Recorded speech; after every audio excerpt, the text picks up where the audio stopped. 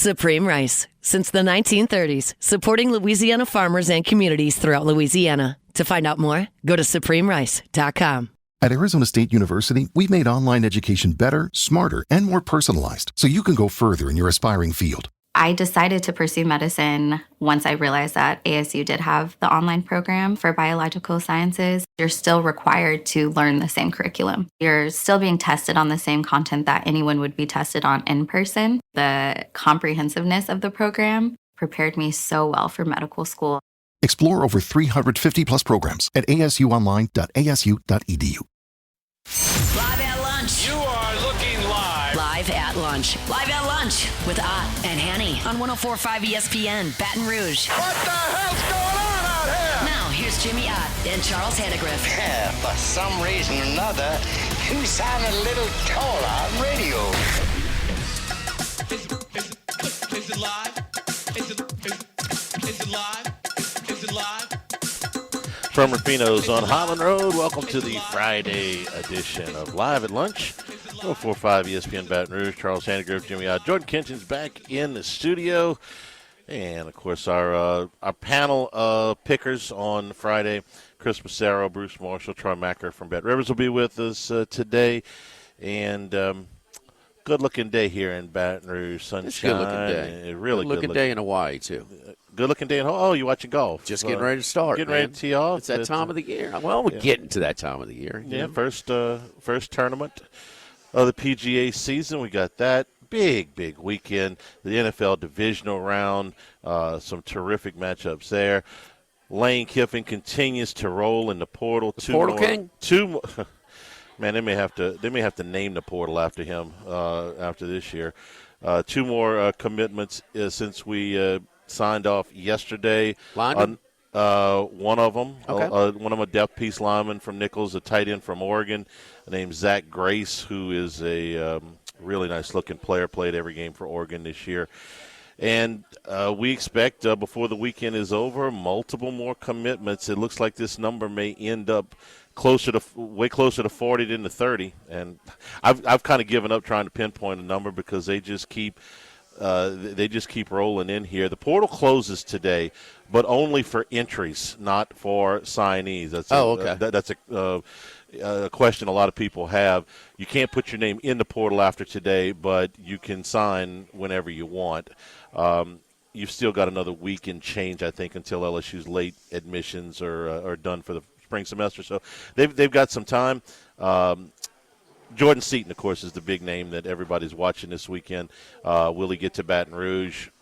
We're What watching you think, that. Charlie? What's the crystal ball? At this point, he was at Mississippi State yesterday. Come on, man. Oh, you know why? Come on. Okay, well, I'm going to tell you why. I don't expect him to sign there. His old coach, Phil Lodeholt, that's the name we know. Vikings, Oklahoma. Yeah, and his offensive line coach at Colorado is now at Mississippi State. And so he took a visit over there. If he signed with Mississippi State, I would be shocked. But he took a visit over there to see his old coach. Lodeholt was a one-time Nick Saban commitment at LSU. You remember that deal? Yeah, he couldn't get the grades. Yeah, that was back when academics mattered in college. And the Big 12 was a little bit more lenient than the Southeastern Conference back then. Anyway, Seaton went to see Lodeholt yesterday. We'll see. But there's multiple other offensive linemen, including one from Ole Miss, that they are targeting. Another wide receiver.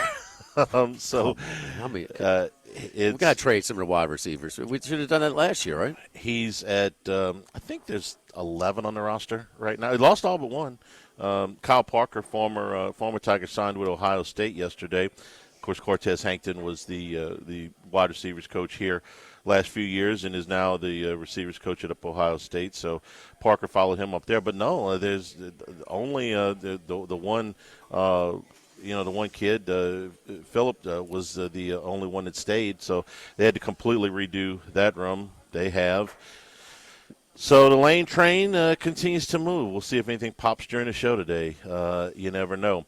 Big weekend of college basketball as well. We'll get to some of those games. A lot of the lines are out early today. Well, but the select games. Yeah. The ones we want to talk about anyway. Yeah, the more high volume games. Yeah. The ones that some of the smaller schools where they want to try to point shave, those won't be out till later today, right? No. All right, so you buying – maybe I'm just a little bit gun-shy about oblique injuries. Can't imagine why around here. But it did catch my attention yesterday when Sam Darnold left practice when they were throwing on air. This was not a contact drill. This was not anything like that. Was just basically throwing routes to receivers and felt a little something and went in and missed the rest of practice. Seahawks listed him as a limited participant. Now, Jimmy, this could be nothing, and certainly the line has not moved, you told me just before we went on. Has not. So 7 minus 10 went both ways, most places. So at this point, nobody thinks that anything is up. But an oblique injury, and Sam Darnold has a pretty sketchy record in some of these big games. What do you – is this something or is this nothing? Oh, it's something. And when people break down this game, where it's played, what happened the last time these two teams played, it was kind of a mismatch. And the mounting injuries on San Francisco, a lot of people, when they say, well, what's the most expected path for victory for San Francisco? Sam Darnold struggling. Mm-hmm. I mean, that would give them a chance. And so, a guy that he doesn't have a playoff win, does he? That was the only one he played in last year as a starter. Yeah. Yeah. So the last regular season game last year in Detroit, he was terrible. Playoff game in Phoenix against the Rams because they moved to the Fires, he was horrible. This year, that Thursday night game, which is probably the game of the year in the NFL, he had to make some big plays, to win that game, including now it was just coincidental that Seattle, a tie does him no good. A tie hurts him way worse than almost as much as a loss, and they wouldn't have won it if they would have tied.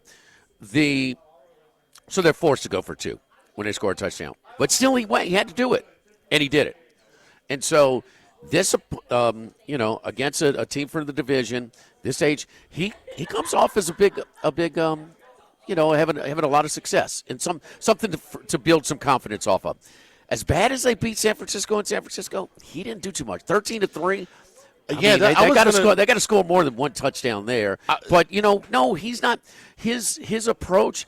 He is not immune to performing poorly tomorrow night. And having some jitters, and we don't know what you're going to get out of Sam Darnold tomorrow. The Seahawks did dominate that game in San Francisco.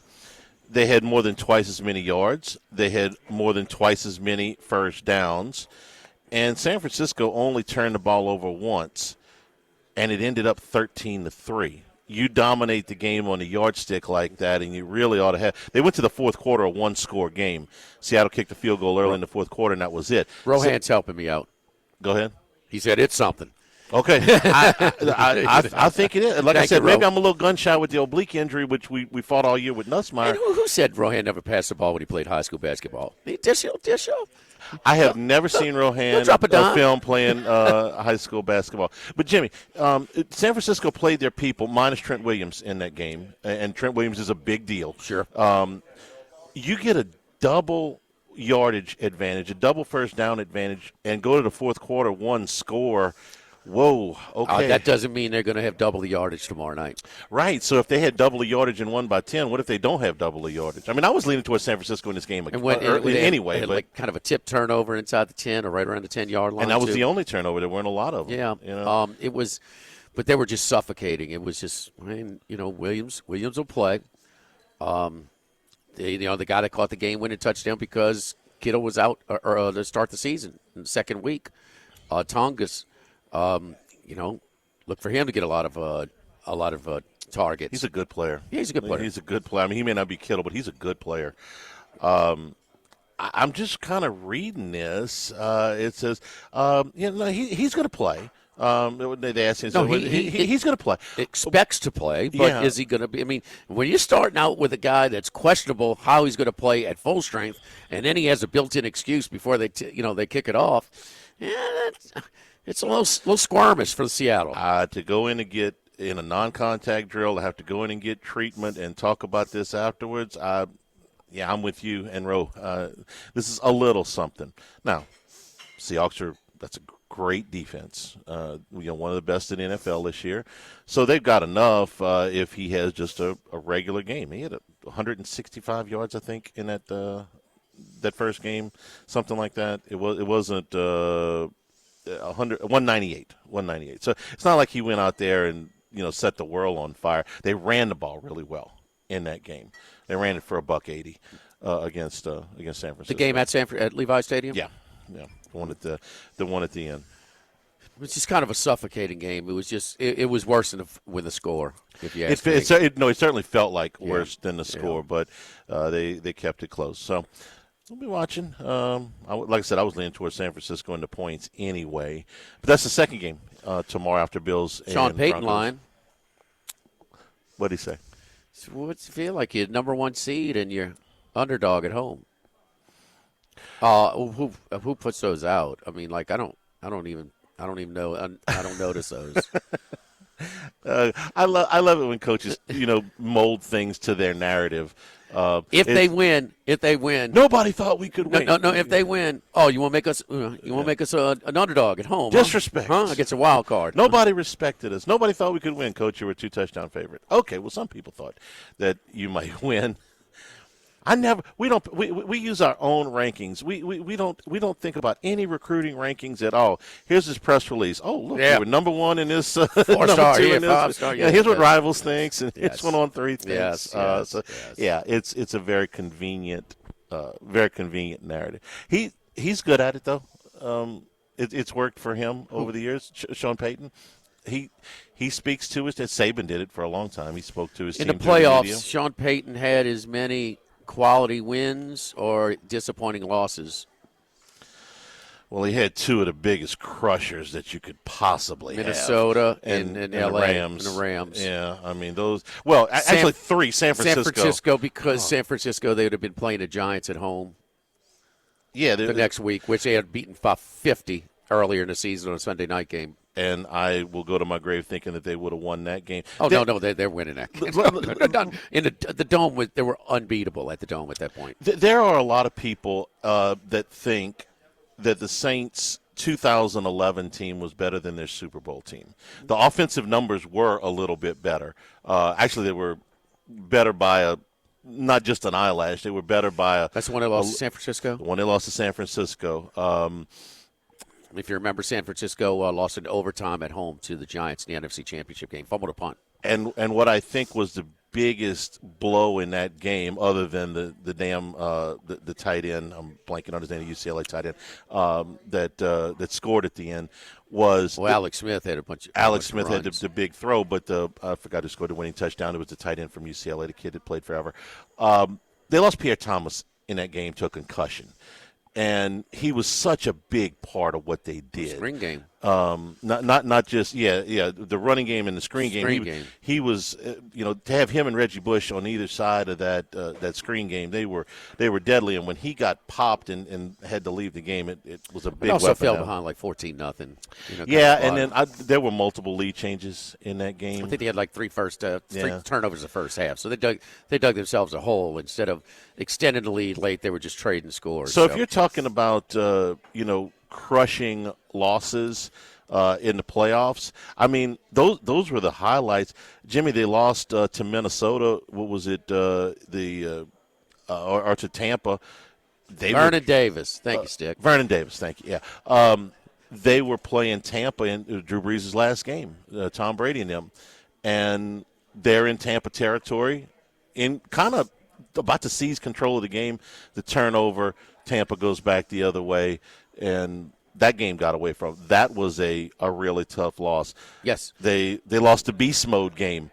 It was a wild card game. They weren't doing anything that year. They were not good. They were not going to go to the Super Bowl that year. No. That's not a tough loss because you lost to a team with a losing record in the playoffs. Well, I gave you 5 besides that one. No. They lost the game to the That's Vikings. what I'm saying. He's probably got more disappointing losses than they do big wins. Just excruciating loss. Well, hell, the first NFC Championship game, didn't they take the lead to the fourth quarter? No. They didn't take the lead to the fourth quarter. Within a score. Okay. Yeah, pull within. Never had the lead. Never had the lead. No, the Reggie Bush touchdown brought them within a one score. Yeah, I think the field goal into the win by Carney was to tie it. Or very close. But no, they never took the lead. They didn't even cover. We're going to see what our experts think about Denver and Buffalo tomorrow. We're here at Ruffino's. Appetizer features today here at Ruffino's and all through the weekend. Filet tip gnocchi, marinated 44 Farms tenderloin, brown butter asparagus, potato gnocchi, and Parmesan. White bean hummus is our other appetizer feature today with the tomato checa tapenade, feta, roasted garlic aioli, roti flatbread.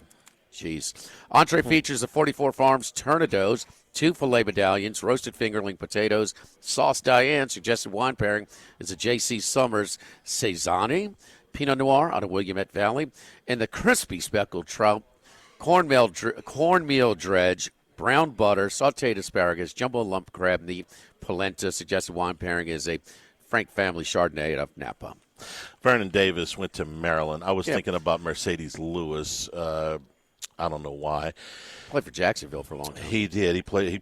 He's still playing in the league. He's playing for Denver now. Vernon Davis was a combine. A standout. Also played in the league forever. I'll get my tight end straight here as we get going here. Live at Ruffino's, live at lunch, 104.5 ESPN Baton Rouge.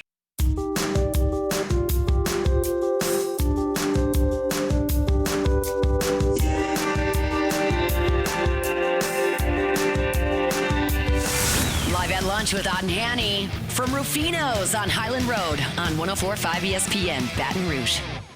Remember, you can always get the show on demand, 1045ESPN.com, LouisianaSports.net, double Hannycast, double podcast on the transfer portal, some film on the guys that LSU has signed so far. It's all brought to you by, that's on YouTube, all brought to you by Supreme Rice and SupremeRice.com, supporting our Louisiana farmers since the 1930s. Chris Macero joins us right now from San Diego. Chris, how you doing, buddy? No, I'm bad. I'm still in Vegas. I'm here for the duration. What is the duration? I mean, a semester? Super Bowl's in 3 weeks. Well, it depends on how the futures go. We have some big futures. We have Miami Hurricanes. We have the Patriots. We got some hedges in place here. We have the Rams. We have some interesting tickets. I'm a little nervous. I'm not going to lie. I have a lot riding this weekend, so we'll see what happens. Okay. All right. We'll talk to Troy Macker from Bet Rivers next segment, but he said early December, Miami was as much as 175 to 1. 175 to 1. When did you get? And that's because everybody thought they weren't going to make the playoffs. Yeah, right. That's yes. I'm just saying. I'd say 2 weeks before the conference championship games, they were about 200 to 1. I was able to get it the day before the selection show, so Saturday, I believe it was December 4th or 5th. I got 100 to 1. Circa had 100 to 1. I had Miami to make it at plus 650. So I had that for a couple of weeks ahead of time, and I figured, hey, if I can get this ticket, why not just throw a few bucks on it? At 100 to 1, I have combined tickets. It comes out to about I think 87, 88 to 1. I have total on Miami. How are you playing it? How are you approaching it? 8.5 and 47.5. Yeah, well, that's the quandary because I really like Miami in the game, but I'm not an idiot. I'm playing some money lines, some teasers with Indiana, with some other stuff because like I said, I have the Patriots. We can get to that in a little bit, but just as the game itself, if I didn't have a ticket, I really like Miami Hurricanes. They got about 7 or 8 guys on the field that are going to play in the NFL. A lot of those guys on defense. These guys are becoming household names. You got Bain, Messidor, Jacoby Thomas, Mo Torres, Keontae Scott. You get the veteran leadership with Carson Beck. I know he's been much maligned throughout his college career, but he stepped up in the big moment last week. Cristobal has, I would say, coached pretty well this playoff. Maybe a couple questionable early timeouts, maybe a little bit of an early timeout before Beck ran it in last week. But I like the size of this offensive line. bigger bodies going up against a smaller, quicker Indiana defensive line. But I think with the big line and Mark Fletcher running the ball as well as he's done, big game last week, averaging 6 yards a carry, I think that's going to help them out. And I also think the defensive line of Miami is going to pose a problem for Indiana's offensive line, which has been posing problems for everyone else. And I'm not going to take anything away from Indiana. We liked them last week. But I just think there was a lot of inexperience on the Oregon side. You get a redshirt sophomore quarterback who had no experience in the running back position because 2 guys were out. Second best receiver is a true freshman. You do have the Surratt, the big tight end that's going to go pro. He was a junior, but I think there was just a lot of inexperience on that Oregon team versus a very veteran, older Indiana team. Well, you're not going to get that in Miami, and getting all these points at home. I just have a feeling that this game's going to be a lot closer than the experts think, and I think based on the pace of play, the way the Hurricanes play, 64 out of 68 in tempo. For pace of play out of the Power 4 conferences, I think it's going to be a grinded out. They're going to be running the ball a lot. I don't think Indiana's going to be able to have enough time to get this type of explosive number covered. I just think Miami's going to hang around. What do you guys think? Well, we've just seen both teams play Ohio State, and when you connect the dots, sometimes that can be misleading. But still, I saw Miami handle Ohio State up front as well, if not better, than Indiana. We also saw Ole Miss play a lot this year. And although the SEC, and I identified with this earlier in the year, didn't have a super team this year, had a lot of good teams. And nobody disrupted and just tore up the Ole Miss offensive line, the SEC, like Miami did. Charlie? Yeah, my favorite play on the game is still the under. I haven't seen anybody put up big offensive numbers against Indiana, and I think that is likely to continue. I think they'll score, but I think that this game goes under the total of 47.5. I'm betting the under. Forgive me if my hand's a little burnt after, one play and you 7-0, then you fumble at the 2, and, the under smoked. My head's no chance when I liked it last Friday night a lot. All right, Chris, let's get to the NFL. Let's start. Let's go chronologically. Denver, now the favorite, 1.5 and 45.5. Yeah, first bet I made all week, I played under 47. I know we were at 46 now, so I just think this Denver rush defense, which is what Buffalo likes to do with James Cook, who I feel like is getting a little balls in the tires here. He's had a great season, but he seems to be running out of steam of late. Going up against a good Jacksonville defense last week, going up against a good Denver defense this week that allows only 18.3 points a game, 4th in the NFL, yards per game, 278. That's number 2. Number 1 in yards per play. Number 3 in yards per rush. Number 2 in yards per pass. So for a banged-up Buffalo team who had a little bit of trouble scoring last week until the second half, I think this is going to be an under type of game. I don't think Sean Payton is going to want to get in a shootout. Bo Nix, I don't think he wants to risk him throwing the ball too much, even though Buffalo has some guys out in the secondary. Poyer's out, Harrison's out. But I think they're going to try to establish the run, try to get Harvey going, try to get McLaughlin going. That's been the problem. They don't really have they don't have Terrell Davis in the backfield. They got a couple of backs that, haven't really performed that well. But I think they're going to try to be conservative, keep it on the ground, maybe some design runs for Bo Nix.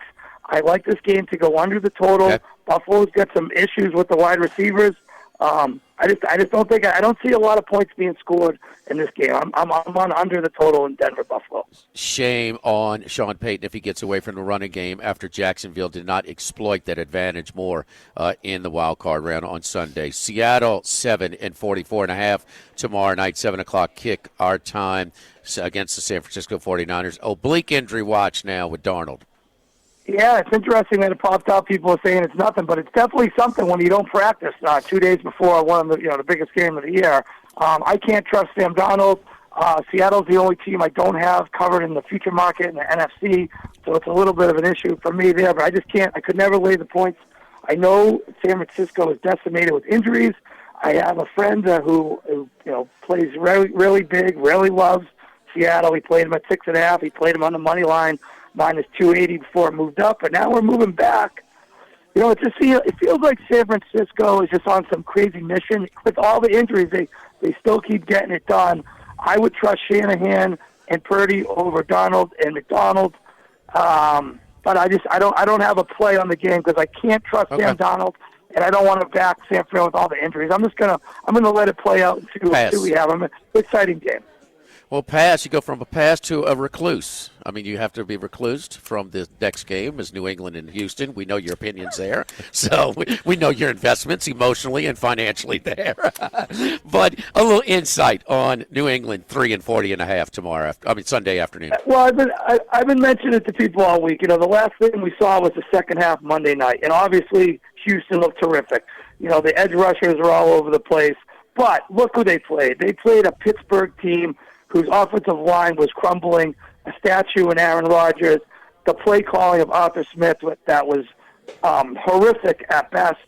And I just think that, as good as Houston is, I don't think that's going to translate as well to New England, especially another road game on a short week.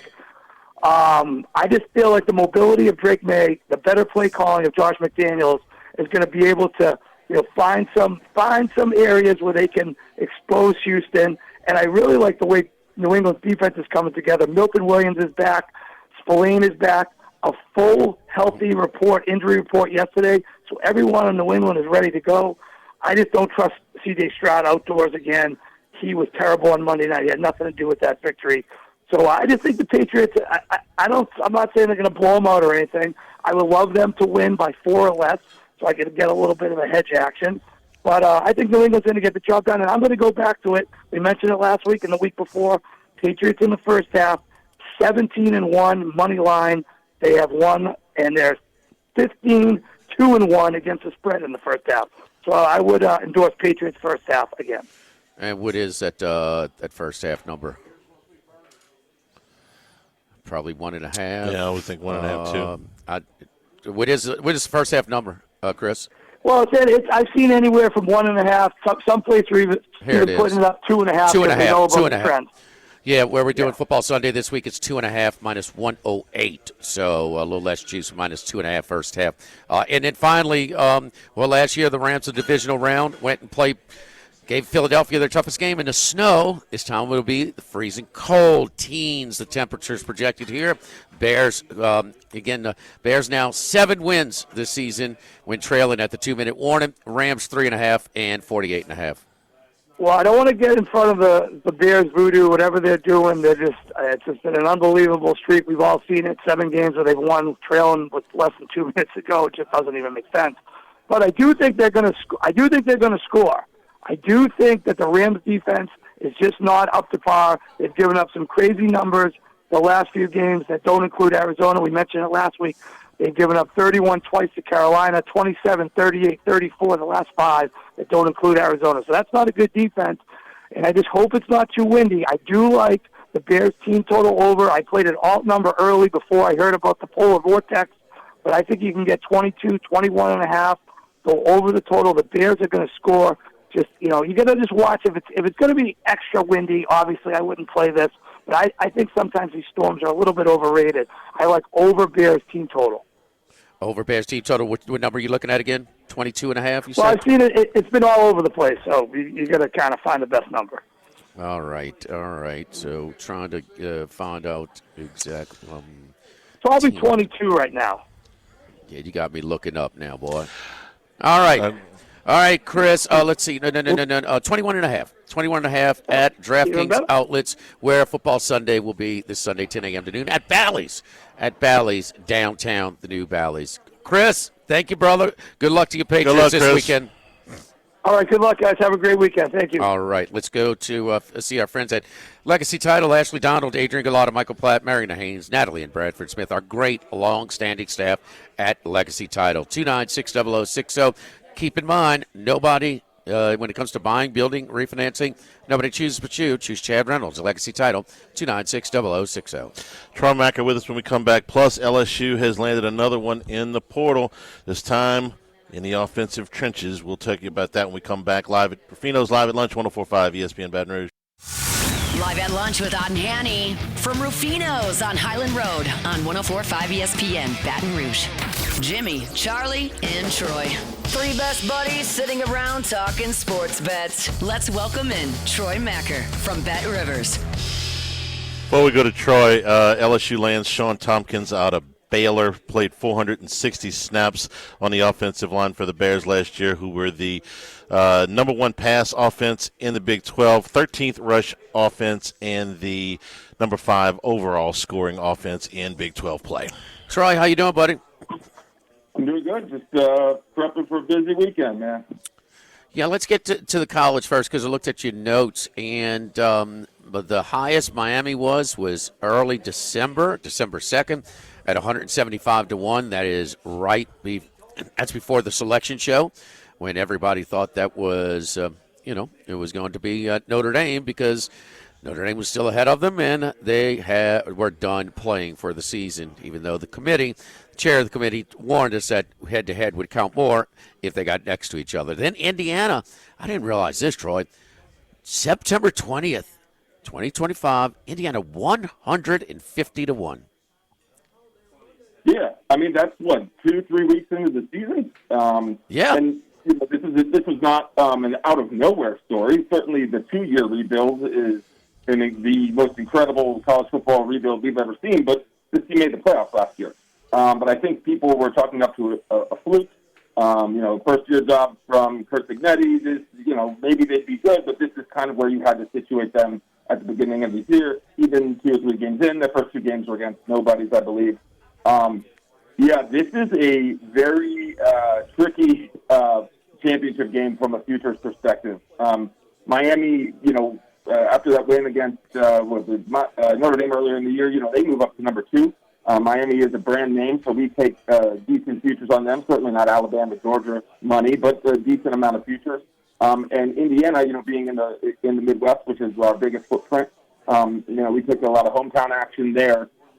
So the fact that both these teams throughout the season were not in the top 5 really for most of it in terms of futures odds, so you got long odds on them. So we took a decent amount of action at very long odds. So this was at the beginning of the playoffs. Probably the worst possible matchup from a futures perspective just because of how many massive payouts we're going to have to make.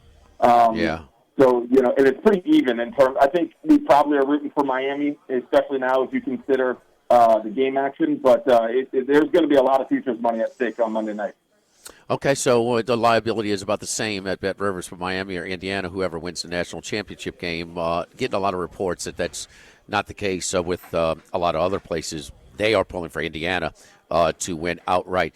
Charlie, September 20th, 2025 was the 4th playing date of the year. Indiana had blown Old Dominion. They won by 13, but they played Old Dominion, Kennesaw State, and Indiana State. We can't tell anything from that. Right. That was the day they played Illinois, the top 10 matchup. That was a primetime game, so that was available during the day. I wonder if somebody got into it, the early signs, because the Indiana, there was a 8 p.m. Eastern game on NBC that they won 63-10. Because prior to that, if I remember right, the narrative was, okay, they'll be good again, but they're going to have a hard time repeating as a playoff team again. In September, when we're talking about Indiana. I guess, Troy, you probably, if would it maybe plus 300, plus 250, plus 300 to make the playoff? It was preseason 20, something like that in the rankings. No, I think they were a little higher than that, but not too much. Okay. Well, I do know this, some of the preseason guides for, who's this year's Indiana? They're like, Indiana. Yeah. But they didn't beat a top 10 team like that. No, that one got everybody's attention for sure. And then the next week they went to Iowa City. Maybe it wasn't as respected at the time, but a win at Iowa City is a hell of a win. And then they had a bye week and went to Oregon. So it was quick, 3 in a row that really knocked that down. So whoever got it at 150-1 or close to it, that was the obvious buy high spot. Preseason 19 in the coaches poll, 20 in the AP. There you go. All right. They were 6-1 before the season to make the playoffs. 6-1. And after that, the Illinois game, they moved to plus 125 to make the playoffs. So still nobody believing in them. Yeah. Yeah. And like you said, who's going to pay attention to those first 3 games? Right. Yeah. I remember. And look, he ran it up in Indiana State. He was letting Mendoza, just pad the stats. Mm-hmm. I mean, they were firing it when they were up 50 and 60 points. Divisional. Where's the action? Are they betting Indiana and Miami? 8.5 is what we're looking at. Yes, sir. It's pretty heavy money, pretty strong money on and tickets on Indiana. We're talking 80% the money and 80% the tickets outright on Indiana. Spread, strong. 83% of that money and 73% of the tickets on Indiana to cover the spread. I believe the look-ahead line was like 5.5. That was certainly before it was. the semifinal game, and then it opened 7.5. It got up to 9, maybe 9.5, and I thought it would get to 10.5. Because I think, they wanted two-way action and get people betting Miami. But now it's back at 8.5. And I think this is going to continue to come in on Indiana, honestly. All right, the divisional games, 4 divisional games, and it looks like Texans and Patriots, and the spread money is pretty slick. Spread money on Seattle and 49ers. You're getting some money on the dog there. On the 49ers and the Bills and Seahawks a little bit on I'll try. Tell me what you got, Troy. What sticks out in you as we don't see as much lopsided handle as we do during the regular season as these teams a lot of high volume and a lot of equal action, but the most significant of a handle that you're looking at right now in the 4 divisional games. Well, the one that's most surprising to me is the one you mentioned, the Texans Patriots. Patriots, the number 2 team, didn't have a tremendous amount of real big issues. And I've kind of thought that people have been back on the Patriots wagon in terms of betting them strong and them being a public team, so to speak. And obviously Drake May is potentially going to win the MVP. It's very, very TBD. I think the last 2 weeks it worked in his favor. So I'm surprised that the Texans, a very defensive-minded team that has been better than people have really paid attention to, it's so even. 55% of the money, 60% of the tickets on the Patriots to win. I figured that would be 65, 70, 75%. Spread, sure, at 3, it's 55% of the money on the Patriots, 51% of the Texans. But I'm just a little surprised how split money and split tickets it is on the money line. I would have expected the Patriots to be stronger. I also really like the 49ers again. I like them. I gave it out, to cover against the Eagles. I have them at every time the line changed from 3.5, 4.5, 5.5. I was on 49ers. I know they will not have George Kittle, but John Thompson was pretty decent as a backup tight end. Certainly not the playmaker, but the Seahawks. People don't believe in Sam Darnold. He's done it 2 years now, but the playoffs he hasn't been great. He's dealing with an injury, so no surprise to see people, taking the 49ers at +7, which I think is a bit too much. I think people are putting too much stock in the final game they played, where the Seahawks, raced them. But that was in week 18, so I really like the 49ers there. It's interesting, Troy and Charlie, that, it's kind of the trend lately, whether it's college or pro, it's more rust than rest for the teams that have the bye against a team that's had a postseason game. And now the obvious there, if you rested, San Francisco would still have Kittle, for this weekend, for tomorrow night. But I'm wondering if it's just a little bit of that, people cash tickets on Houston, people cash tickets on the Bills, and they're betting them more against the teams coming off the bye. Yeah, no, I think that's the case. And, it's interesting. I heard this morning on the radio in D.C. They were talking about rest versus rust, and I think it was said that, about 73% win percentage for teams, NFL teams coming off a bye in the divisional round compared to about 65% for teams that had played. So that's historical all time. So that doesn't, it could be more skewed in the last 5-10 years. But it is not as shocking as it is, in college, where we've seen the teams that, had played were a bit more fresh and ready to go as opposed to teams that rest. So I wouldn't take what we learned about that in college and apply it to the pros, because I think they are two different beasts. Troy, the Sunday games, Rams and Bears and Patriots, Texans, what's your best pick? Ooh, oh, man. That is tough. I'm so strong on the 49ers. I would probably take Patriots to cover. I know the Texans defense is great, but I've been just super impressed with the Patriots offense. Vrabel is a winning coach. And, I think that with the Texans won 9 in a row, I'd take the Patriots to cover 3. If it were 5.5, maybe I'd be a bit more leery. I'm not super confident, but, I want to back the Bears. But the Rams, their potential for explosiveness is so high, even though it's going to be freezing cold, and they are prone to laying an egg every once in a while. But I think on the Sunday games, I would probably say my strongest lean is Patriots -3. Gotcha. Follow Troy on Twitter at Troy Mecker. That's Emmy. Oh, is Twitter down today? Oh, it's back up. Yes, it is. It's been a week. Verizon's had a tough week. Oh, Verizon's had a tough week? Yeah. Okay. All right. Troy, enjoy the games, brother. We're interested to see how it all comes out with the game day action. We'll get a recap on Monday. Follow Troy on Twitter, X, at Troy Macker. That's Machir. Thank you, Troy. Have a good weekend, buddy. Thank you. Have a good one. They sent everybody $20. Did you get $20? I don't have Verizon. Oh, well, then you're not getting $20. I got $20. My service didn't even go down, and I got $20. Charlie wins again. Yeah. He sent me a nice little email out of nowhere. I said, hey, we're going to give you $20 for your Yeah, Otterlocks tried to dabble into the NBA with no Power 5 college basketball games or any football games. I got my hand slapped to 0-2 last night. So, you want $20? Yeah, that would. Charlie, we're not thinking about our air conditions right now, but if your air condition was serviced last year and it's over 10 years old, you're creeping up on, you're going to have to replace it pretty soon. So now is the time. I mean, you get to significant savings on a new system. Total Maintenance is offering up to $5,500 off select systems, as well as steep discounts on the ductwork you have been putting off replacing that's 30 years older. So free evaluations of your system to find out the exact recommendations and options. We'll spell it out for you. So also the usual $179 heater safety check introductory offer is $79 if you mention us here on ESPN Radio. That's $100 off normal service to check your heating systems for safe, reliable operation. And lastly, our listeners here on Live at Lunch receive 10% off any membership program you purchase through Total Maintenance. Good for all the services we provide.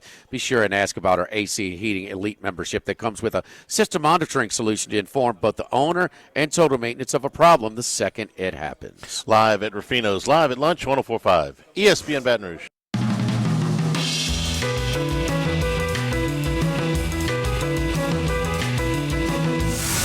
At lunch with Ott and Hanny from Rufino's on Highland Road on 104.5 ESPN Baton Rouge. All right, in case you missed it, within the hour, LSU adds Sean Tompkins from Baylor, 6'5", 300 pounds. Started 5 games last season, played in 10, over 400 snaps for him. So this makes 6 offensive linemen for LSU, 33 total in the transfer portal players for the Tigers, and they're expecting more this weekend. So you get 6 offensive linemen. They had a slew exit after the season, so they had to rebuild this room along with the wide receiver room. Some of these guys are Southeastern Conference players. You got one from Kentucky, one from Tennessee. Now you got one from Baylor, and you have some depth pieces, although who knows? You got a junior college player. You got one from Nichols. You got one from North Carolina Central. Although we've seen Lane Kiffin take players from smaller schools and do some pretty good things. So you got 6. We're expecting, I would say, at least 1 or 2 more on the offensive line. But who knows? He may sign 15. I've given up trying to guess numbers. But they continue to roll on and see if they can get Jordan Seaton to Baton Rouge, a big tackle from Colorado. That's something. Where's he gets? Well, he was at Mississippi State yesterday, and they're trying to get him here tomorrow. So, also ex-Maryland guard Ailu, I think is how you say his first name, Ba was at LSU yesterday, and they could reel him in as well. So they are addressing their needs along this roster. 33 currently in the portal coming towards LSU. Bruce Marshall when we come back live at Rufino's, Live at Lunch, 104.5 ESPN Baton Rouge.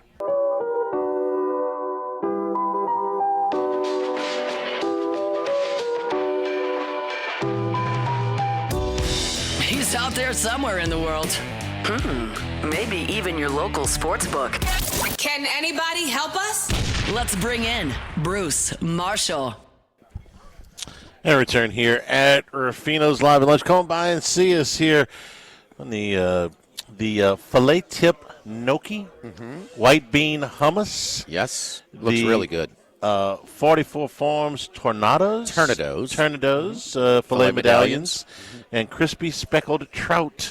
You got that one, Charlie. All right, sautéed Fresh asparagus, trout. jumbo lump crab with your fish. Fresh fish and crab meat. You cannot go bad, no doubt about it. We can't go bad. Bruce has ripped it up. Had a very good season this year, college and pro. Bruce, how you doing? Hey, pretty good. That crispy fried trout sounds pretty good for lunch, though. Yes. It's got my name on it. There's no doubt about that. How about this line? Indiana was 5.5. Indiana covered easily. They have won their games, I don't know, by combined 70 points or so. They have not been close. So the odds makers anticipate Indiana action. They moved it to 7.5, and they got more. It's now 8.5 and 47.5. Bruce, break down this game for us. We're expecting 50-50 crowd makeup. As we know, Indiana has dominated the stadiums in Pasadena and Atlanta, but Miami will cover about half of the seats in this one. So what are we looking at? Give us some insight and break down Monday night's matchup.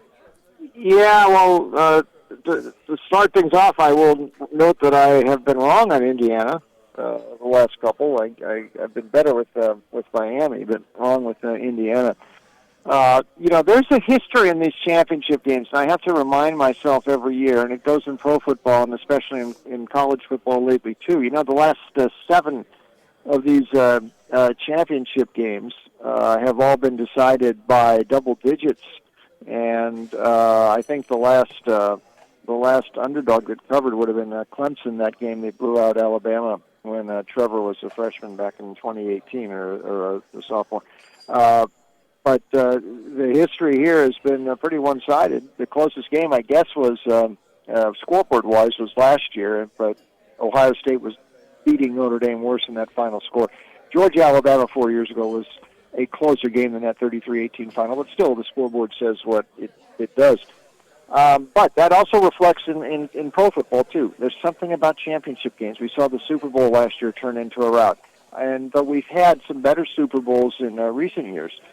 There was a stretch in the early 80s and in the mid-90s. We had about 14 straight Super Bowls, and only one of them was competitive, and that was the Bills-Giants when Norwood missed the field goal at the end. And then you go back further in the 60s, back in the 50s, blowouts in championship games are prevalent.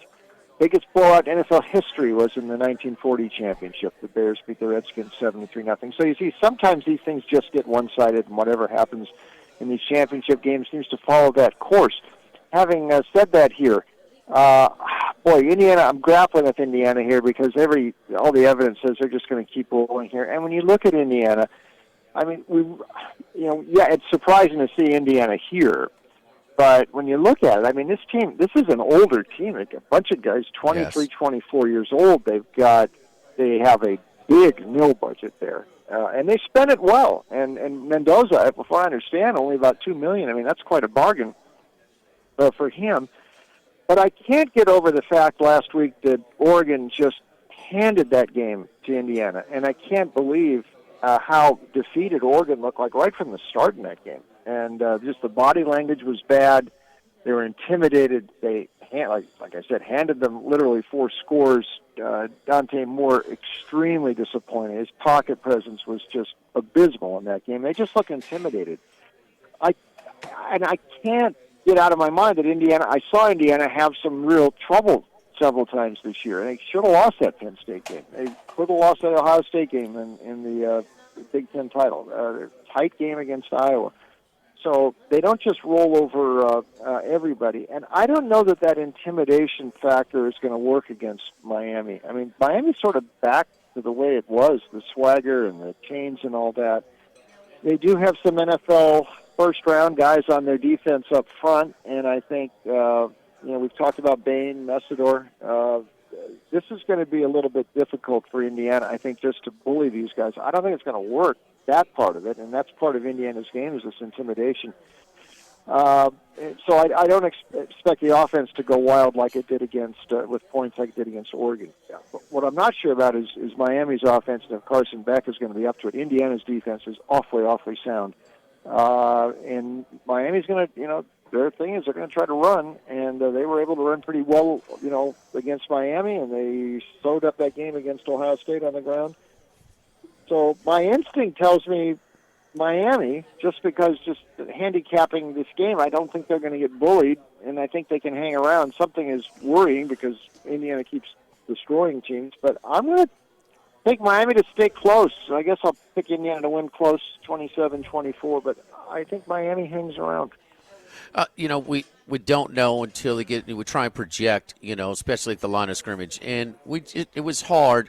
There was nothing that we saw. We know Miami did a good job, but that was a windy game in College Station. That really, there's no doubt that affected the approach, the offensive, execution, the whole bit, especially the passing game.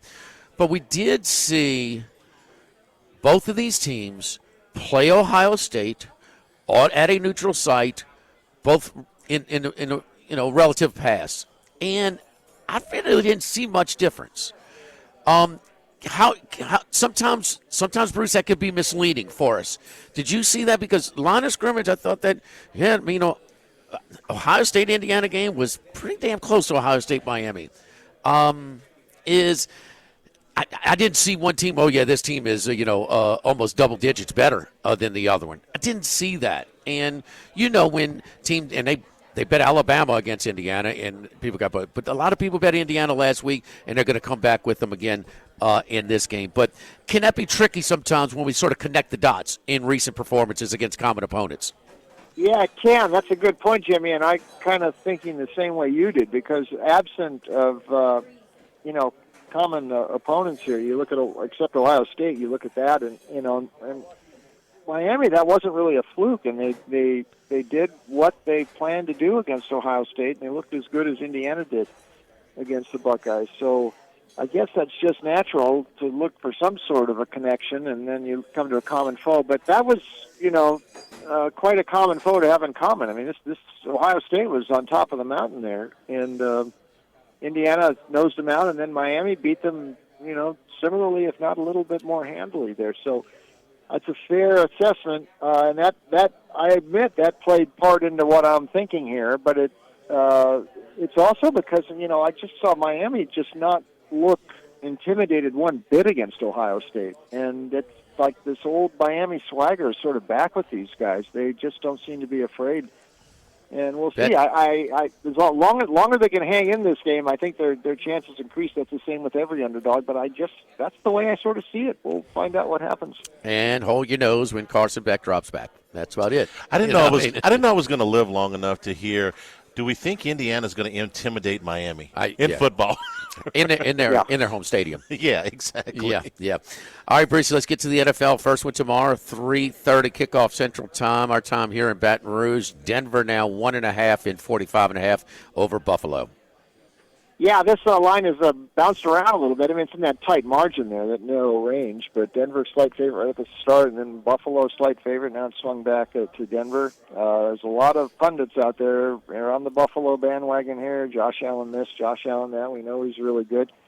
I think Denver wins this game. And I am a little concerned, though, about the Bronco offense lately. They've been the Charger game at the end of the regular season was not a real work of art. The defense scored the touchdown and 4 field goals from Will Lutz. That, by the way, could be a factor here. Buffalo has had some issues. Didn't rise much last week against Jacksonville, but they've had to change kickers late in the year, and there's an edge, I think, for Denver in the special teams, at least when it comes to field goals with Lutz, and that could be a factor in this game. We know in the opening round last year, it was the wild card round last year, and Denver was just not ready to compete with Buffalo up at Orchard Park, and they lost 31-7, and the game might have been worse than that. But it's a different year and a different team. Denver does some things defensively.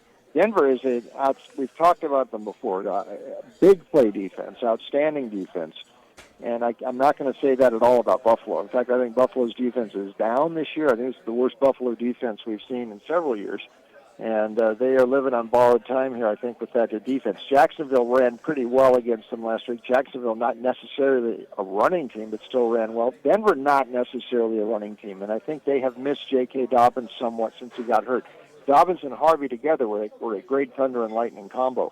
Now it's just Harvey. I'm not sure he's durable enough, but Denver will still be able to run some in this game, too, and that will help out Bo Nix. What Denver does defensively, though, that pass rush, now maybe Allen neutralizes it, or maybe he doesn't. I mean, Denver's going to harass him. We know that, and Denver really big on man coverage, especially with Surtain out there in the corner. Buffalo's passing offense did not work as well against tight man coverage, or at least man coverage to this level like Denver does. I don't think it's going to be that easy for Josh Allen to do his magic here against this defense, especially Denver playing here at home. Having had a week off, I trust Sean Payton a little bit more than I do McDermott in a big game. And I don't think Bo Nix... Listen, Denver, I know they had all these close games.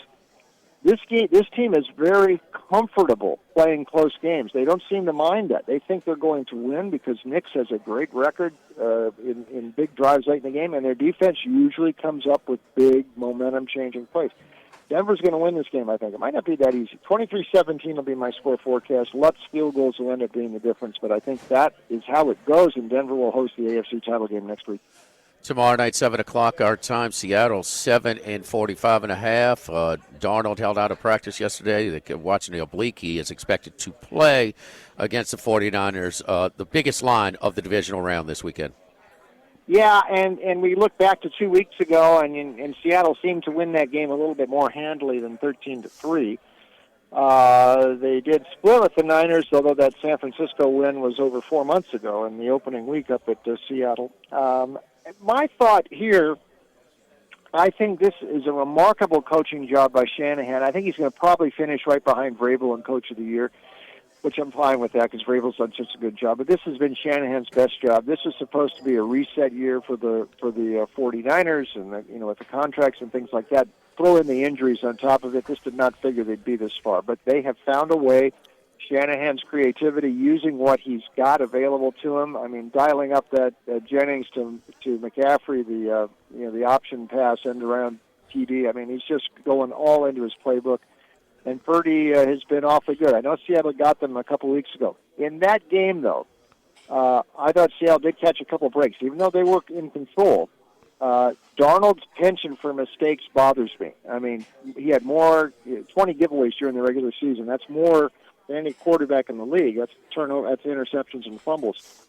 He had a botched handoff in the second half of that game when the game was still 10-3. Easily could have been a scoop and score for San Francisco. The ball bounced into Seattle's hand. The 49ers had a tip pass pick. Looked like it could be a pick there in the second half. But just barely, the second foot barely out of bounds. Again, a couple of inches away, and Seattle, the mistake could have been a killer. Darnold is still likely to make mistakes like that, and that's why I don't like Seattle in this game. And I'm not as sure what the oblique injury means, but if he's not quite 100%, well, nobody is at this time of season. That can't be a plus. I don't trust him. I saw him last year melt down in the playoffs, and I would rather have Purdy going. I'd rather have Shanahan going. I mean, Seattle, it's been a while since they've been in the playoffs and done anything, so this is sort of a new adventure for them, too. And the Niners, look, Shanahan's got quite a record in the postseason, especially in this round. I don't think he's lost one in this round. Yep. I'm going to take the Niners to win this one. 23-20. I think they're going to squeeze it out. This team's got some mojo about it, and I do not trust Darnold in Seattle, and we'll see what happens. All right, Sunday, first game, 2 p.m. Central. Patriots 3-40.5 over the Texans, who won and covered easily on Monday night in Pittsburgh. Yeah, they did, and that defense scored twice. I mean, they scored 23 points in the fourth quarter, so it took them a while to put Pittsburgh away. But I think we could see as that game went around, and I was wrong on that game last week. I ended up liking Pittsburgh, but they really didn't belong there. That was quite an accomplishment just to get to the playoffs for them. C.J. Stroud did not have a good game last week. I mean, he had 5 fumbles, for gosh sakes. 2 of them he lost, but it could have been worse than that. He just did not look comfy at all. I don't know that Nico Collins is going to be available this week, still in concussion protocol. That's his preferred target. And he certainly didn't step up his game last week. I guess Drake May didn't either against the Chargers, but the Charger defense is pretty comparable to Houston's. I mean, it's very difficult to move against the Chargers like that. And I don't mind as much that May took those sacks last week, and he took more than he probably should have during the regular season. But at least he's not, chucking the ball up there, and there are a couple times he's done that during the year. But I mean, he's generally will eat the ball rather than put it up risky. By the way, back to Bo Nix, that's what he's really good at too. He avoids sacks for Denver. They have missed these negative plays. May take sacks, but he usually doesn't make mistakes because he takes the sacks and bad passes. New England's defense is awfully good. We saw how they wrecked the Chargers last week, and I really like Vrabel in this spot. He's had teams before rise up in the playoffs. We saw that at Tennessee a few years ago, and I think they're going to bother Stroud a lot. Defensively, this looks like a lower-scoring game to me. I know that total's not too high, hovering right around 40 and a half. I think it probably goes under again, even though, down the stretch, these teams weren't necessarily going under, but last week they certainly did. And I think this one probably goes under again. So that'd probably be my first call, but I think New England survives. 20-13, Patriots home field to meet something. I think Stroud's going to have to play a heck of a lot better than he did last week. I'm not sure he can. So I think Vrabel solidifies his Coach of the Year credentials and gets the Patriots to the title game, and it will be in Denver. We'll see. All right, and finally on Sunday evening, 5:30 kickoff local time. We're going to be in the teens here. Now we've seen it's back up to 4.5. It was at 3.5 earlier. Right now at the DraftKings outlet, where we'll be doing Football Sunday this Sunday, 10 a.m. to noon at Bally's and also the Queen. It's a 4.5 and 48.5. The Rams on the road here. Rams gave Philadelphia their toughest game last year. It was in the snow. The divisional round last year. They're in the divisional round this year, and they're going from snow to cold this year in 26. Yeah, we'll see how that impacts them. They hung in there against the Eagles, had a chance to win that game last year. They cut it close last week, though. And again, special teams mistakes there, and that blocked punt in the fourth quarter. I mean, at some point, that's going to prove the Rams' demise this season. Maybe it's going to be this week. You can't count out Stafford ever, although I thought Carolina, after doing a really pretty good job against the Rams and that defense, Carolina defense, they just started to go too soft in that last drive. Playing a prevent, 3 passes, you get 45 yards, and you're in scoring position, then you lose the game. But the Rams are resourceful, and they can do that. I don't know that Chicago can keep winning these games the way they have. The first 3 quarters of the game last week, the game a couple weeks ago against Green Bay, and the game against Detroit a couple weeks ago. I mean, they didn't start playing in any of those games until, the fourth quarter. They did against San Francisco, that one game in between. But, I mean, Caleb, it hasn't been perfect for him, but he does seem to be able to make plays, and this team does have a lot of momentum there. And it has a belief in late in the game. I could see some back and forth here. The Rams' defense has been weakening somewhat as the season has gone on. I thought for the first 3 months of the season, the Rams were the best team in the league. I'm not so sure about that now. My first call here, though, I think it's going to be over, which is in the mid-40s, the total. So I think this one probably goes over. I'm kind of now, 4.5 just seems too much. I mean, I could see this being a three-point game. And I might give the Bears a shot, actually, to squeeze this one out. So I'll give it 27-24 Chicago, late magic for Caleb, and I would not lay 4.5, though. I think over is probably the best way to go. 48.5, and the total, and the number is 44.5. Great job, Brucey. We appreciate it, man. We will talk to you next week. Good luck to you this weekend. Enjoy the games, boys. Thank you.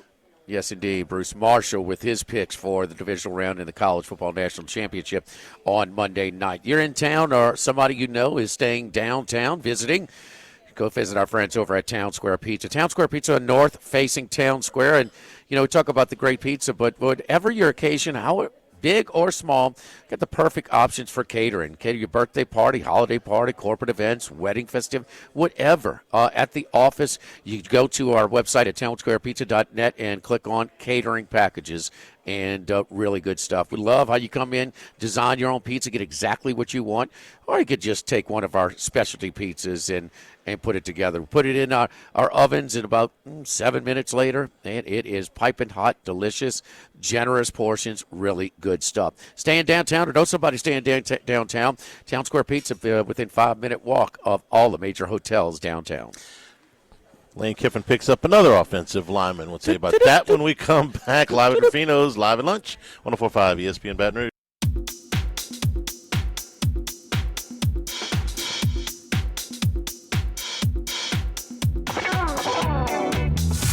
Live at lunch with Ott and Hanny from Rufino's on Highland Road on 104.5 ESPN Baton Rouge. We're also brought to you by the Thibodeau Store. The Pierre Part Store now open in LaRose and Lockport. 900 St. Patrick Highway in Thibodeau, Highway 70 in Pierre Part. You know what they're saying? If they don't have it, you don't need it. That's right. When you're talking about I'm good with that. All of the things that you can get at these properties. We were talking about resetting and organizing for the new year. Lots of cleaning supplies and storage supplies that are on special right now on the website, thethibodeaustore.com. If you're looking to get ready for the spring, for his outdoor cooking selection is second to none. Outdoor power equipment, patio furniture, cordless power tools, hand tools, lumber. If you need lumber delivered, they can do that for you out of the Pierre Part Store. And, of course, that customer service that you can't not going to be there for you from the big box stores. If you get those small projects you can do yourself, save some money, let them walk you through some of these things, not wasting time on equipment that or supplies that you don't need, and not going with procedures that are going to cost you time. The ThibodeauStore.com. Everything is available, same-day pickup and delivery on a lot of these items. Again, you get to all 4 properties at thethibodeaustore.com. Also, a little MLB note today. Guy that was hurt for most of the playoffs, but thought was going to have the game-winning hit in Game 7 of the World Series. Bo Bichette signs a massive deal today with the Mets. 3-year, $125 million, I believe. The 3 years with the Mets. The Mets, the Baby Jays continue to get broken up there. Vladimir, Biggio, yeah, and Bichette. Dante Bichette was such a monster hitter for Colorado. Their payroll going to get in the vicinity of the Dodgers. The Dodgers are over $400 million for next year again. With yesterday's signing, it's mind-boggling numbers that Dodgers lineup now. The latest commitment is offensive lineman Devin Harper for LSU. Was at Ole Miss last year. Played in about I've seen 5 or 6 games. So let's just say roughly around half of the games in the regular season as a reserve, but. Obviously, it's not enough because he's got 4 years of eligibility, so it's got to be 4 or less.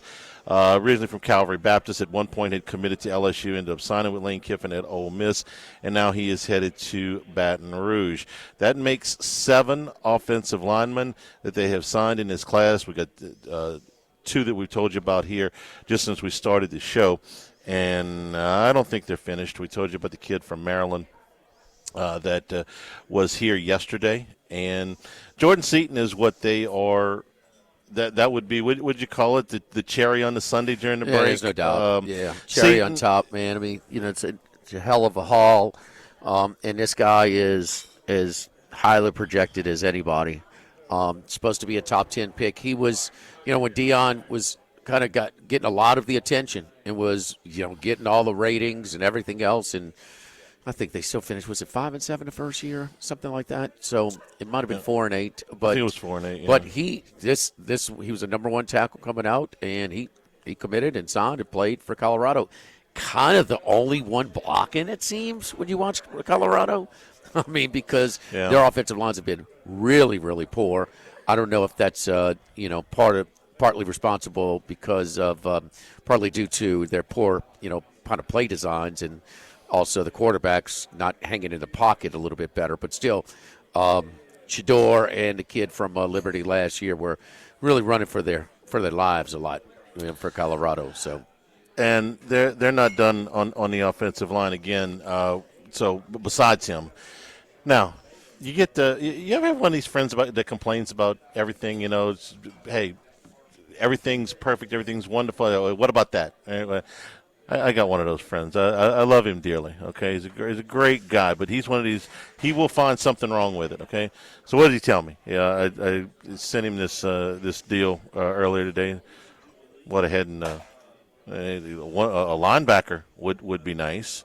Okay, so T.J. Daugherty, who was Ole Miss's leading tackler last year, 98 tackles, 5.5 tackles for loss, sack and a half, couple of forced fumbles. Is in the portal. LSU looking to get a possible commitment from him today. So that would satisfy, I think, even the most skeptical of, like, well, did you get one of these? Yeah, got one of those. Did you get 2 of these? Yeah, they got 4 actually. You did get 5 of these? No, they got 9 of those. All right, so what kind of team are they going to have next year? I mean, you're looking at probably a fringe top 10 team, huh? It's a boatload of now these 34 guys. This is a wide range. Okay, you got some of these guys that were highly recruited by everybody. Some of these guys we'd never heard of before. I'll be honest with you. Jacoby Jones, the offensive lineman from the junior college from Mississippi, had no idea who that was. Jaquan Sprinkle, the offensive lineman from North Carolina Central, had no idea who that guy was. Sam Levitt, I know who that guy is. Okay, Daugherty, I know who that guy is. So you get a wide range of this stuff. There's a lot of talent. There's a lot of turnover. Schedule's tough, but, man, the guy knows how to coach, and he's going to have a roster that is stretching, coming together. I'm hesitant to put anything on it right now, but, Jimmy, is there going to be enough possibilities there to get them into the preseason top 15? Yeah. Top 10, yeah. And you say, well, gosh, top 15. I would hope so. Well, no, I think I didn't think that was a given the day Brian Kelly got fired. I think there'd be much closer to 10 than 15. Okay, and I could see them sneaking into the bottom part of the top 10. And actually, that's where I would project them to be. Texas might be preseason number 1 again. Oregon is going to be top 5 for sure. Indiana, until they show some kind of that they'll be top 10, probably, maybe mid, whatever. And Jimmy, doesn't this matter? Just hold it for a second. I want to ask your opinion about this because the preseason rankings come out the first week of August. What's the difference in LSU's preseason ranking if the reports out of summer are Sam Levitt is ready to practice with no limitations from the first day of August, or Sam Levitt is ready to practice on a limited basis, but we're still monitoring his progress? I think that could swing LSU's ranking as much as 4 or 5 spots in either direction. Well, the preseason guides come out after spring football, and he's not going to participate. Right. So we're talking about the AP the poll. It comes up first week in August. I'm talking more about what we're going to see in the magazines. Maybe a little bit more reserved because of Levitt's uncertainty. I don't think so. No, I don't think so. No, you got options there as well. You have options. You're going to have you're going to have a guy that comes in now. If he's we'll have to see. There'll certainly be that will be a big factor in exactly where. Yeah, we know how much quarterbacks sway rankings preseason. Yes. And he's a known quantity. The other two are not as well. But known. this is we're putting the finishing touches on the rosters, and LSU's got number 1 portal class in the country. And you look at the top 5 last year in the portal; they all went pretty deep. Indiana, Miami. Who am I missing? Texas Tech. Mm-hmm. Texas Tech's going to be up there. They're going to be top 10. I mean, they're number 2 in the portal, ranking. Okay, can I say something about portal rankings right now? Because if you look at these, Miami's going to be up there. Well, I want to say something about how these are ranked. Quarterback. On3 ranks portal classes with transfers in minus transfers out. They do like a net. 247 just ranks what you have coming in. There's a big difference, okay? LSU is number 1 in 247 because all they count is what's coming in. Right. In On3, when they count what's coming in minus what's going out, LSU is number 20. Okay, and Indiana is number 1. So if you're looking at a variance in portal rankings, that's the variance. It's pretty big. It's a lot, yes. It's a lot. Very much. In just what's coming in, Indiana is down at number 7. So, pick whichever one you prefer to follow, but that's where the LSU could be 8 is. to 10 in that range. Okay, I can't argue that. I mean, what was the Ole Miss's roster sort of projected? I mean, what was their preseason ranking last year? I thought it was 15. Mm-hmm. Yeah, it was somewhere in that area. It'll be higher this year. LSU will be higher than 15 that Ole Miss was last year. Yes. That's not a bad bet. United Community Bank, the local way to bank big with locations from Baton Rouge to Golden Meadow, including their newest branch at Burbank and Bluebonnet. We've been serving the people of southern Louisiana for over 50 years. At United Community Bank, your business is our business. We support the hardworking folks behind local business. From initial startup loans to ongoing planning and assessments, United Community Bank is here for you and your business. Our great team of bankers, Prentice Wilkes, Heath Meir, Nicole Glover, Hunter Creed, David Campbell, and David Henry. Stop on by and discuss how we can help your business today. United Community Bank, member FDIC, equal housing lender. Ole Miss was 15 in the coaches poll, 21 in the writers poll. They'll definitely be higher than that one. Live at Rufino's, live at lunch, 104.5 ESPN Baton Rouge.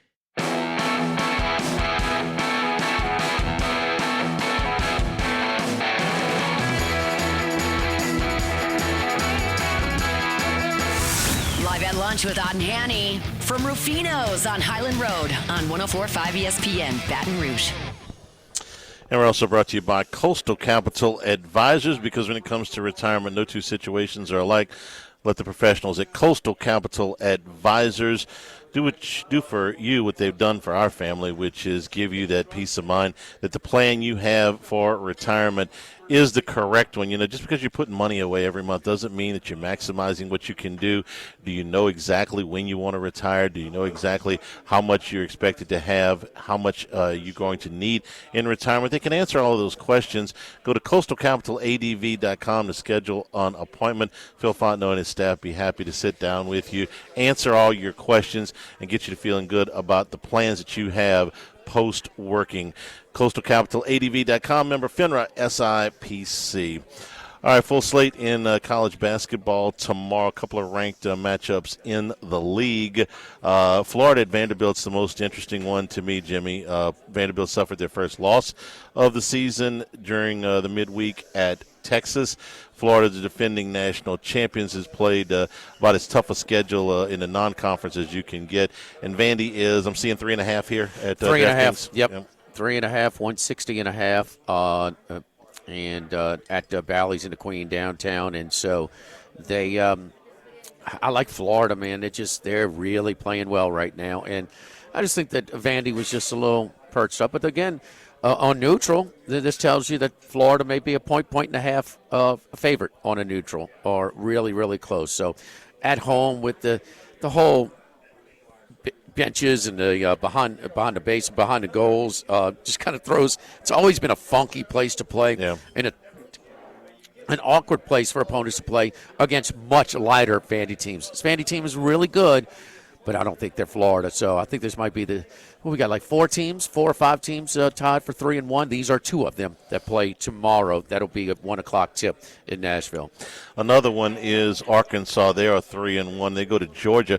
Georgia, one of the bigger surprises that they're ranked. In my opinion, they were off of the rankings radar preseason, but they have come out of the gate 14-3. They're 2-2 in the league, and they are a small favorite against John Calipari and the Hogs tomorrow at Stegman, 1.5. Yeah, Coach White, former Blue Jay, Jesuit, was at Florida and kind of sensed the seat getting a little warm, so he secured another SEC job, and he's done a really good job with it. Charlie, and style of play. This really wasn't one of his things at Florida or even Louisiana Tech. They're the highest scoring team in college basketball. Wow. Number 1 out of 365. They're 1.5-point favorites at home against Arkansas tomorrow. Arkansas got bruised up pretty good in their last one. Should be another one. Georgia lost a tough one. Ole Miss really played better. They look like they have turned the corner. No line yet on their game in Starkville tomorrow in the Battle of Mississippi. But I would have to take the home team here to bounce back against Arkansas. SMU is at home against number 16 Virginia, the Who's out of the gate 4-1 in the ACC. SMU, who we saw against LSU, the rest of their resume doesn't really look like that loss to LSU. They are still a net 32. We saw them against North Carolina, was it 2 Saturdays ago, blow open a close game in the second half and run away from the Tar Heels. Virginia, a road favorite here by 1.5 points. Virginia's really good. First-year coach in Charlottesville. They are an excellent three-point shooting team. They score, but much more than what we've seen recently, out of their teams. But they also still maintain pretty good defense. SMU flat out lucky to get out of there. But I mean, a half-court shot to win by 1 against Virginia Tech. Buzz Williams, not Buzz Williams. He's in Maryland right now. But 70, kind of maybe looking ahead a little bit for SMU here. They just came off of the Saturday game in Cameron Indoor against Duke. And then they have Virginia coming to Dallas tomorrow. So maybe, but they were flat out lucky. A true half-court shot at the buzzer to steal that one against Virginia Tech. I like Virginia on the road here, Charlie. They're much better. They went to Louisville against a packed house this week and won so handily. I mean, really, really did. Like I said, excellent shooting team. A lot of European players on this Virginia roster. I think maybe the best game on the card tomorrow is Texas Tech and BYU. If you haven't seen DeBancha for BYU, you're looking at a guy who's good chance he's going to be the number 1 and 2 pick in the draft next year, and BYU is 16-1. This is net 8 against net 19. Texas Tech is a 2.5-point choice at home to BYU, who has lost only once all year. Yeah, DeBonce and he plays so hard for a guy that's going to be a top 5 pick no matter what, and he plays hard. 56% shooter from the field, so he takes quality shots. He attacks the rim. 32% as a three-point shooter. Not one of his strengths at this stage, but for a true freshman, that's just fine. He'll be fine there. And so Texas Tech's another one, Charlie, played a really tough schedule this year. And, got 4 losses this year. But, even their last – excuse me, they won 6 of 7. And the one loss is lost by 4 at Houston. That's more than respectable. Beat a tough Colorado team coached by Tad Boyle on the road by 2 offseason, win easily against Utah. So they may be looking to get into gear. And keep in mind, they came from behind and won at Duke earlier this year. Yeah. So they won. We know about Texas Tech's run last year. Heartbreak loss. They lost that lead to Florida, the eventual national champion in Elite 8. They're well coached. I mean, here's another culture where some coaches are scared. This guy is not scared to coach his team, his roster. And you know what? If you don't respond to it, they'll replace you because they got a budget. It's not just football, not just softball. They've got a budget. But how about BYU becoming a player now? A little bit of a player in the NIL scope. So Satake, some outside interest there. So the people in Salt Lake City are a little bit, I don't know, they're kind of at a crossroads right now. They don't like each other, but they may mimic BYU a little bit more and try and drive their private ownership. They've always, in recent years, they've been a tough out. When Pope was there, they were a nice team. They've never had a player like this at BYU. I think the last guy they had drafted this time might have been, nobody in the top 5. You got to go back to almost probably Danny Ainge before that I can remember at BYU. They last lost, their only loss of the season was 2 months ago to UConn at the Boston Garden, and that was by 2. Right. This is a good team, but they've got a superstar. They've always had a solid group, or in recent years they've had a solid group.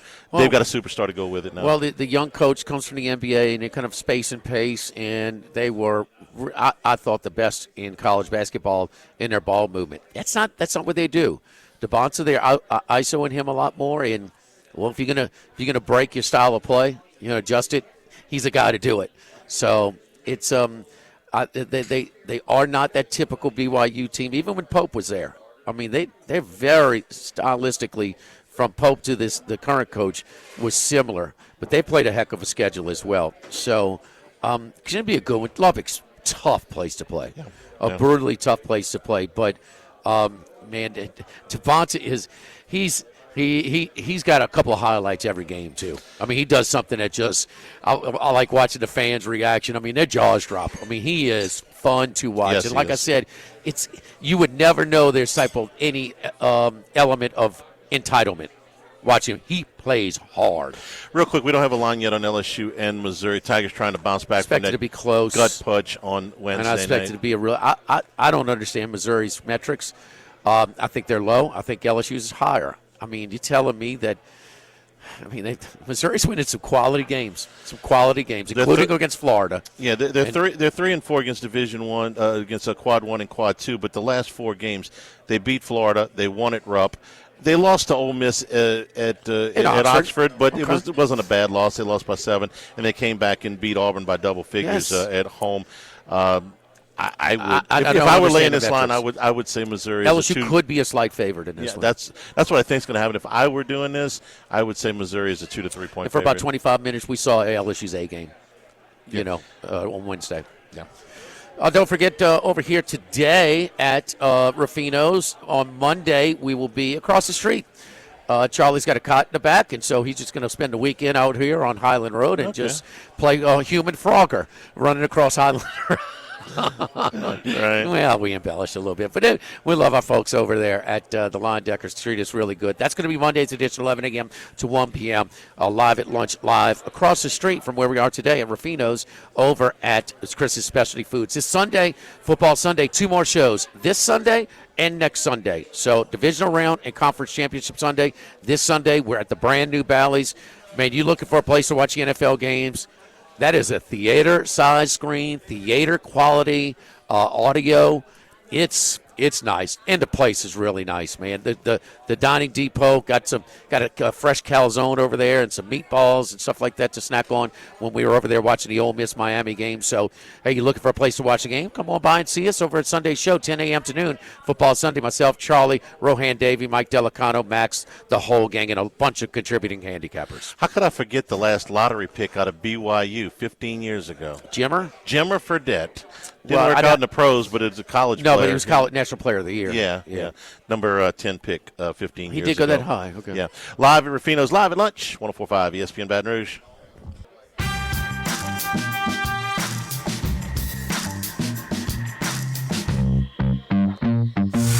Live at lunch with Odd and Hanny from Ruffino's on Highland Road on 104.5 ESPN Baton Rouge. Lane Kiffin has added another commitment out of the transfer portal. Safety Fahim Delane from Ohio State. Of course, his brother was a first-team All-American at LSU this year. Delane has 3 years of eligibility left. 6'2", 210-pound safety. That's nice size, man. Top 75 recruit in the 25 class. Went to Ohio State. Has transferred here. I just don't know how Lane Kiffin is going to be able to keep his golf handicap at a reasonable number if he keeps recruiting like this. Just saying. It's 35 for those of you scoring at home. Is that a shot at BK? Because that was because the golf stuff is way exaggerated. I know. Come on, man. Just a little joke there. So 3 commitments since we started doing the show. Tompkins, Harper, and Delane. Hunt will have more for that on that for you coming up next. Thanks to the folks here at Ruffino's, our Friday home for many, many years. We love it here at Ruffino's. On Monday, we will be right across the street at Chris's Specialty Foods on Highland Road. For Jimmy Odd, for Jordan back in the studio, I'm Charles Hanniger saying thank you and good afternoon. This has been Live at Lunch on 104.5 ESPN Baton Rouge.